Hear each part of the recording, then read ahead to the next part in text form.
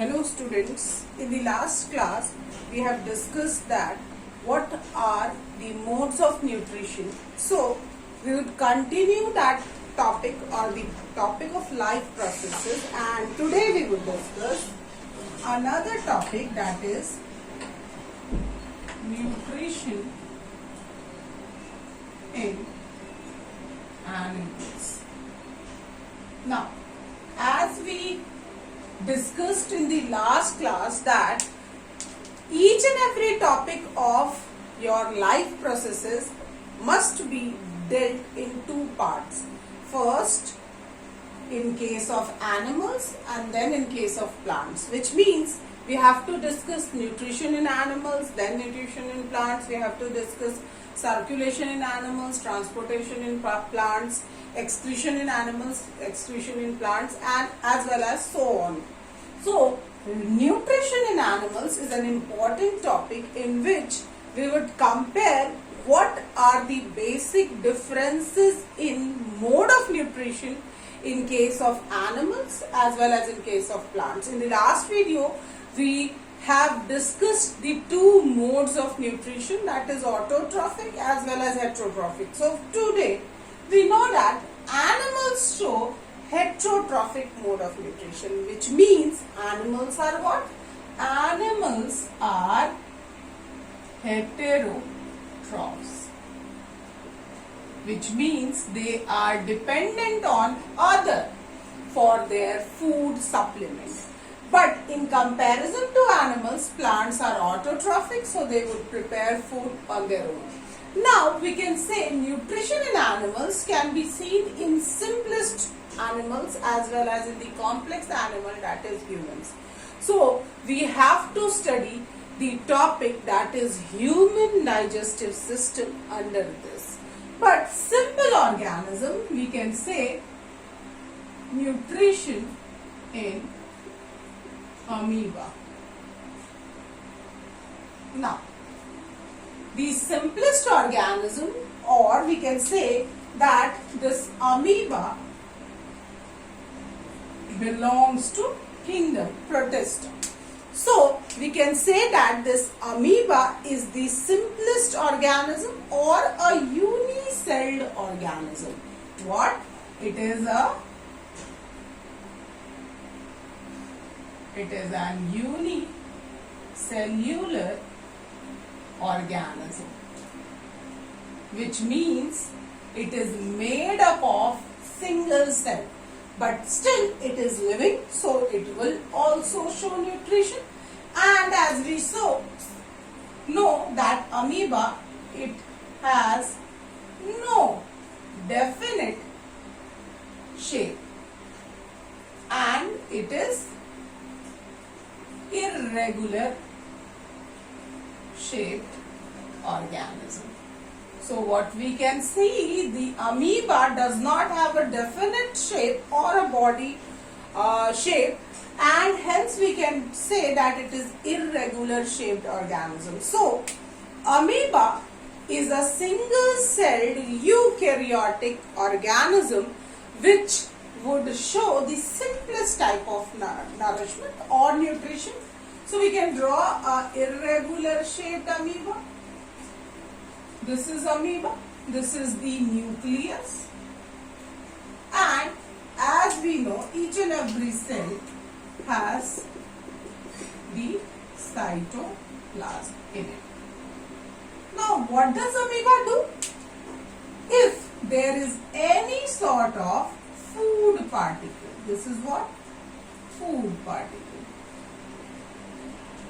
Then this amoeba used to extend a false leg, and this is known as pseudopodia.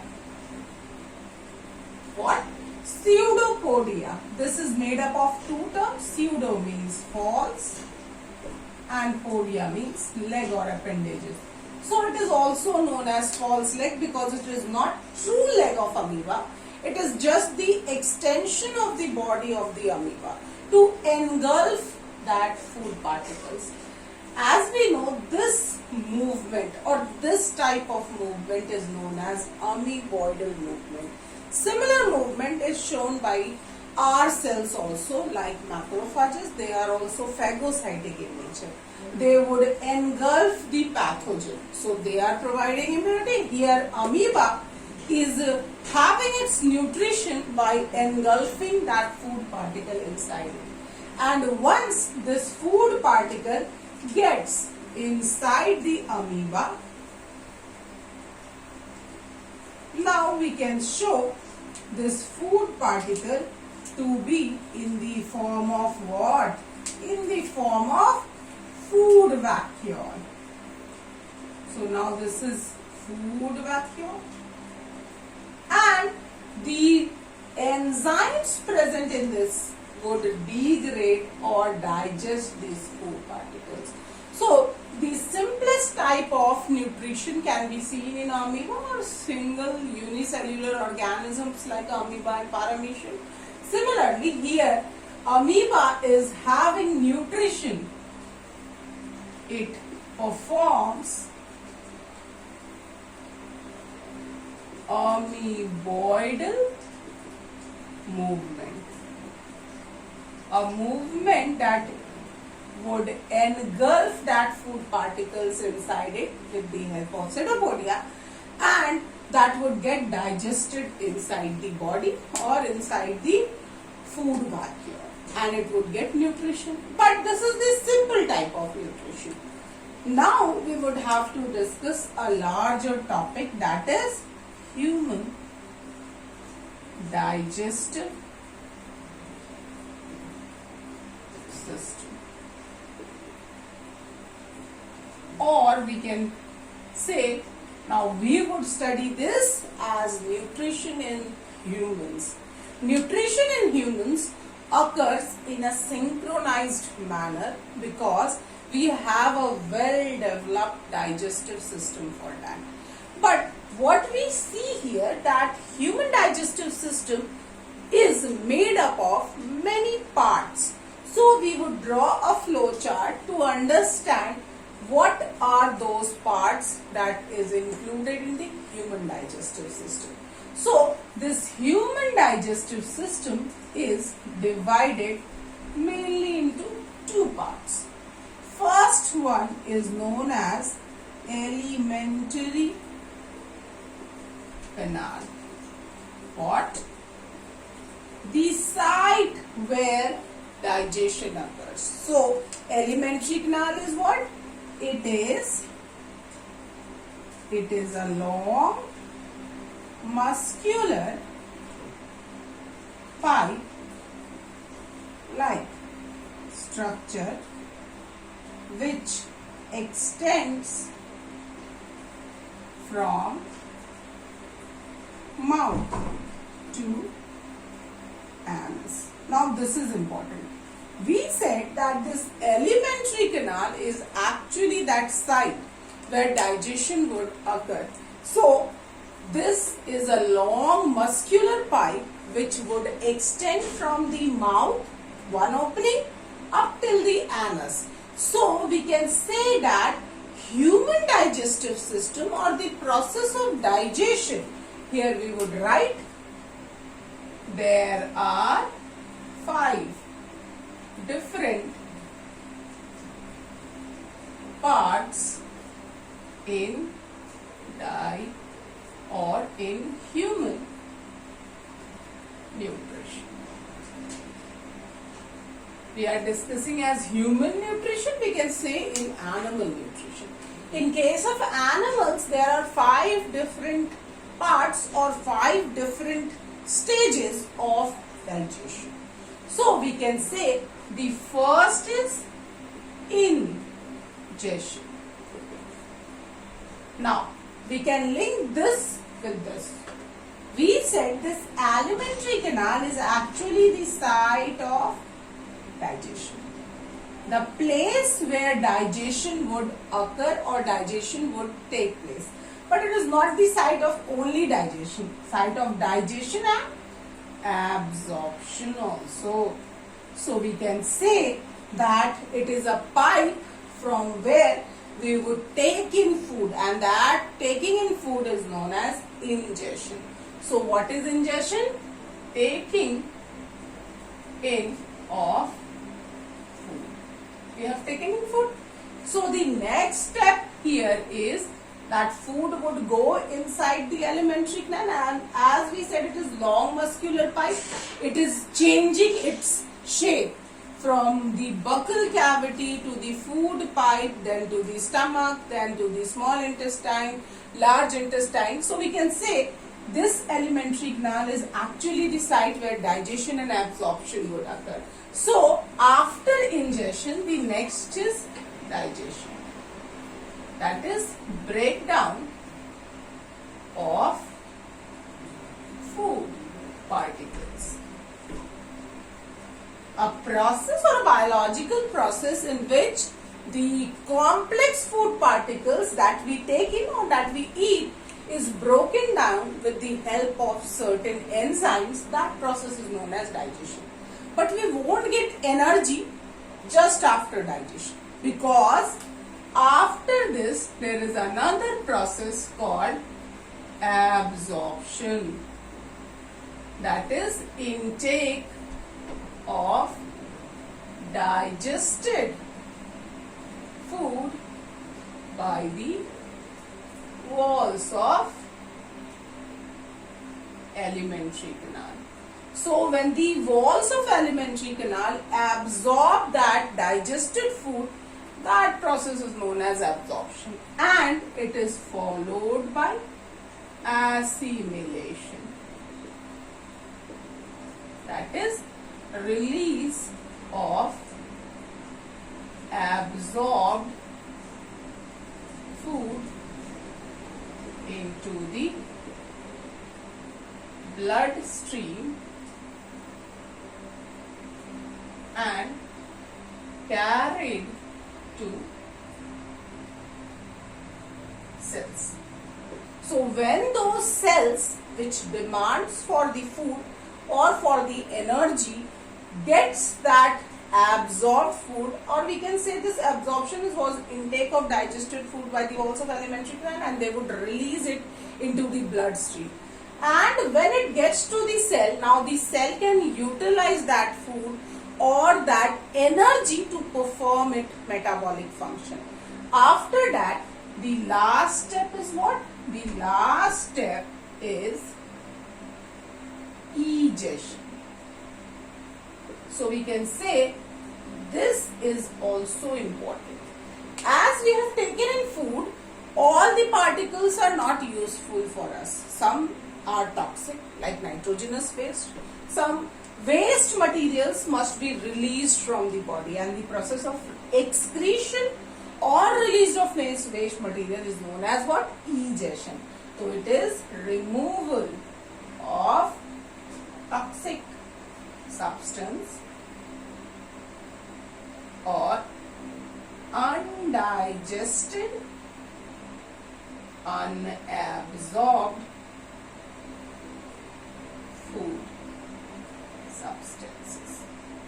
So those substances which are not digested, which are not absorbed inside our body, they must be released from that body, or we can say they must be removed away from the body.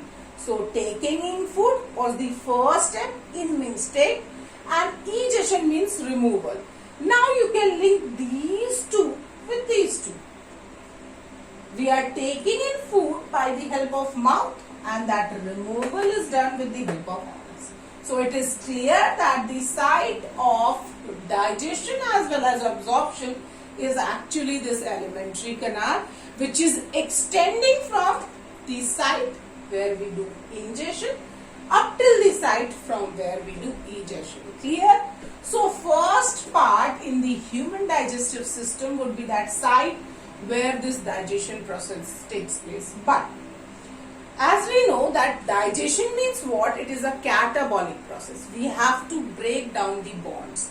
We are eating rice. We are taking what? Carbohydrate. But that carbohydrate is a complex substance. That complex substance must be broken down to its monomers. What are monomers? Those small units which would combine together to form a complex molecule or a polymer. So here we can say all complex substances must be broken down to simpler substances. So we have to break the bonds between those chemicals. And as we know, for breaking bonds, we would require enzymes. So the next part is the B part, which deals with the digestive and glands. So glands are the structures which are responsible for secretion of something. They would secrete either enzymes or hormones. So here we can say those cells which get modified to secrete something, now they are called as glands. So we have several glands which would play a role in the human digestive system or in the process of human digestion. Hence, the second half is the digestive glands, which these are those structure which releases digestive enzymes. Clear? So, there are two important points: site where the digestion would take place and the enzymes which would help them to digest the food. But here this alimentary canal is a long muscular pipe that is extending from mouth to anus. So obviously it is divided into different parts. So this alimentary canal can be divided into several parts, in which first is known as mouth, but that is the opening, that is the pore. The mouth opens into a cavity called oral cavity. It is known as oral cavity or buccal cavity. Clear?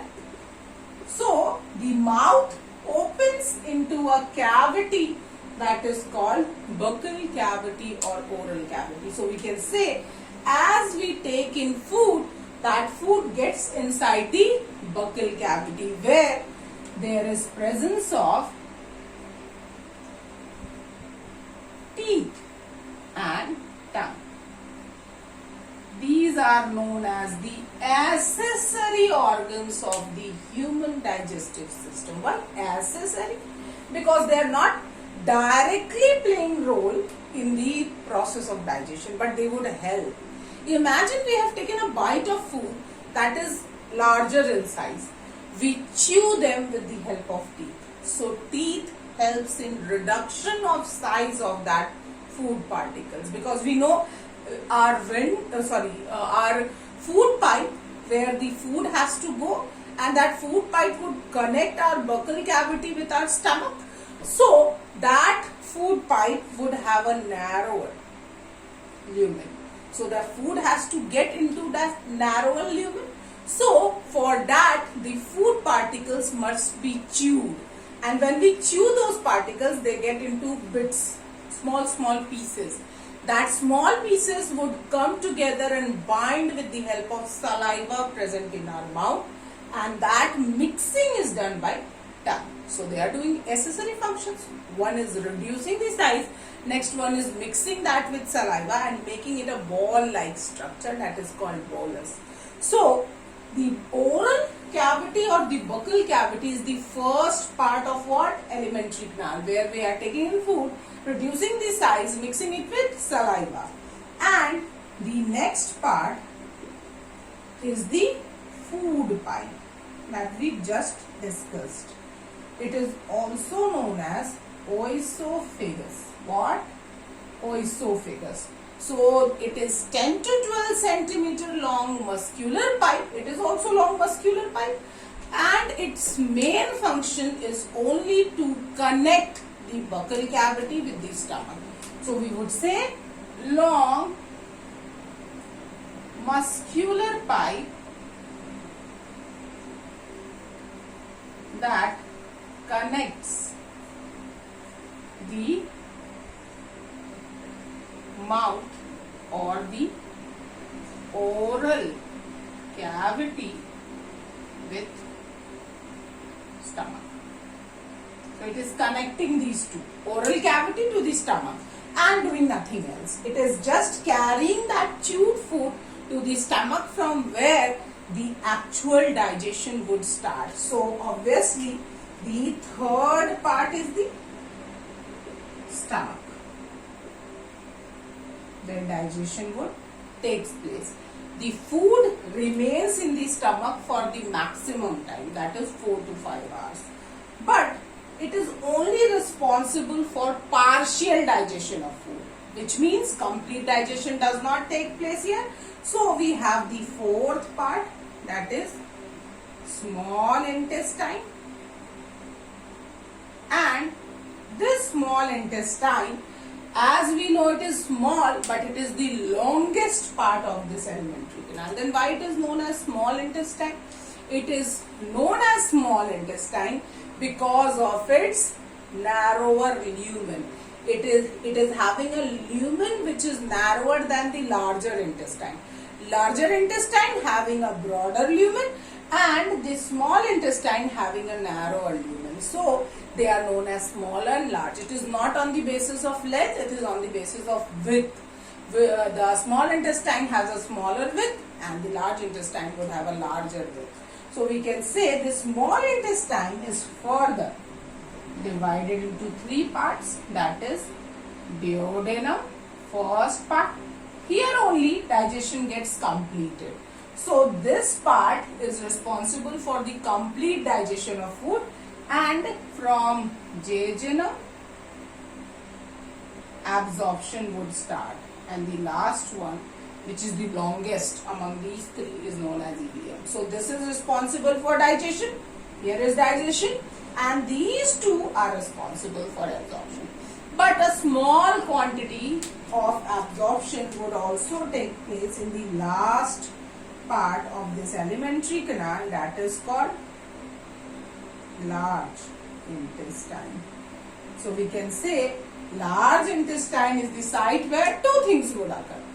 The leftover water, minerals that has to be absorbed would be absorbed in the larger intestine, and the second would be production of fecal matter or the waste, as we have to eject that from the body.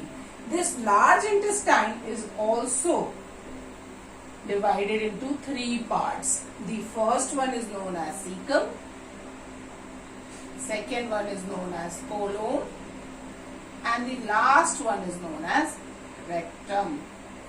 So these are the 3 parts of the larger intestine: cecum, colon, rectum. These are the 3 parts of the smaller intestine: duodenum, jejunum, ileum.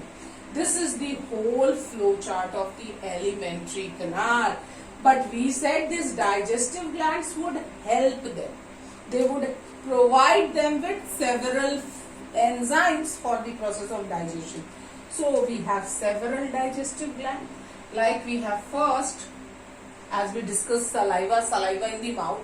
So we have salivary glands. We are writing glands, which means we have 3 pair of salivary glands in our buccal cavity. They are responsible for secretion of saliva. So first we have salivary gland, then we have another gland, but not in this because there is no digestion. So in the stomach we have gastric glands. These gastric glands are responsible for secretion of gastric juice, and then we have liver for bile juice. After liver we have pancreas for pancreatic juice, and ultimately we have intestinal glands for intestinal juice. So this provides bile juice, this provides pancreatic juice, this provides intestinal juice. These 3 juices are responsible for complete digestion in the small intestine. So this is the whole flow chart of the human digestive system. In the next class we would discuss these in elaborated form with a diagram of the human digestive system. Clear? Thank you.